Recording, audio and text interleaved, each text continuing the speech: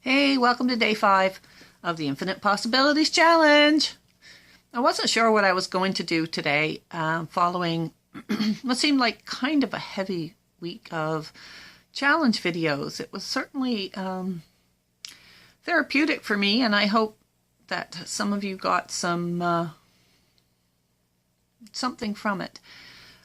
I'm judging by the emails I received and the messages I received that it did strike a chord with a lot of people. And I mean, we've all gone through some sorts of grief in our life, with some sorts of loss. Everybody's lost something. You know, it could be a pet that be, you know, a beloved pet. Sometimes pets are harder to lose than the people around us. It could be family, it could be jobs, it could be partnerships, it could be relationships.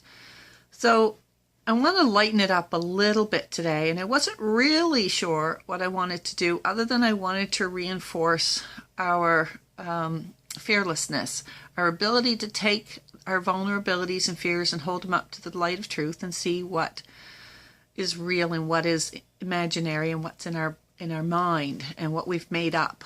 So today I decided, I just asked for some guidance, and I was guided to pull a card, an oracle card. And the deck I was guided to is this one. I don't know if you can see it very well on the camera, but I will show you the top of the deck. It's messages from your spirit guides, and it's showing backwards. But it's messages from your animal spirit guides by Stephen D. Farmer. And I really like this deck a lot. It's kind of cool, and I love the animals. I'm kind of an animal nut. So I pulled this card, and I will show it to you. It'll be backwards, but I will show it to you. And I thought, when I pulled it, I thought, this is kind of a strange card to pull. But as I think about it, I think it's perfect for today. So we're going to go with this. It's a roadrunner. You can see the picture. You may not be able to read the writing because it's backwards. Excuse me. Remember when we were kids, many of us probably watched the Roadrunner and the Bugs Bunny Roadrunner and Coyote. And if we think about the Roadrunner, he was so full of courage and so full of fun, and it was just like he was always laughing at the silly mistakes that the coyote made. He was always just kind of laughing with his little beep beep, and away he'd go. So the message on this card is, keep your sense of humor and don't take things so seriously. And I think that's a great message for us today, because if we become like the Roadrunner and we don't take everything so seriously, we're going to be able to easily find that fearlessness in ourselves. And the Roadrunner is about courage as well. When I read the message in the book as well, it did talk about the courage of the Roadrunner and the speed and the agility and all of the things that the Roadrunner is able to do, that we should be able to do too. We can take on that persona of Roadrunner. So for the next little while, let's think about how Roadrunner applies to us. How can we become like the Roadrunner and the coyote become like our fear and our vulnerability? Let's think of the coyote as what we're playing with, we're toying with, and take that, the coyote, the vulnerability, the fears that we have, and just see whether or not we can make fun of them, make them be silly.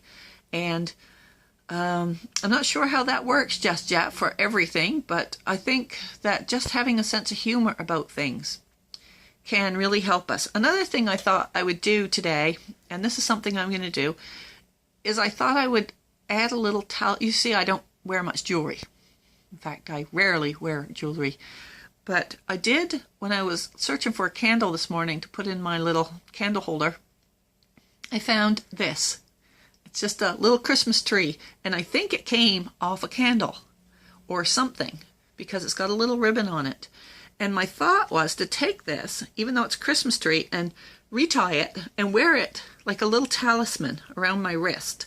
And because it's silly, because it's a Christmas tree, I thought that'll be silly enough to always remind me to have courage, to take life not so seriously, to not let those vulnerabilities get to me. So this is going to be my talisman for what we've done this week in our class. So I'll wear a silly little Christmas tree on my wrist, and that'll be my reminder. And what I'm going to encourage you to do is find your own little talisman or reminder of something. It could be a piece of jewelry. It could be a stone that you write on. It could be a drawing you do. It could be anything. Use your imagination. Just see what comes to you, and set the intention that you're going to find something that will be a reminder of how you can hold your vulnerability up to the light of truth, and most of our fears aren't real. So find something. If it's a silly little Christmas tree, so be it. If it's something else, that's great too.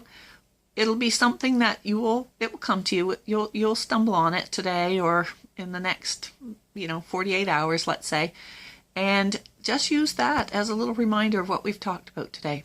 So that's where I'm going to leave this, and I hope you have enjoyed the Infinite Possibilities Challenge. We do this every month, starting the first Monday of the month. So if you tuned into one of these videos late, partway through, and you can always go back and watch from 1 to 5, but you can always chime in for next month, and who knows what the topic will be next month. But it will always be something about moving us forward in our lives and making our lives a little bit better. So you can check me out on my website is lindasymonds.com. It's in the description down below this video on YouTube. And if you want to sign up to register for the March Infinite Possibilities Challenge, we'd love to have you.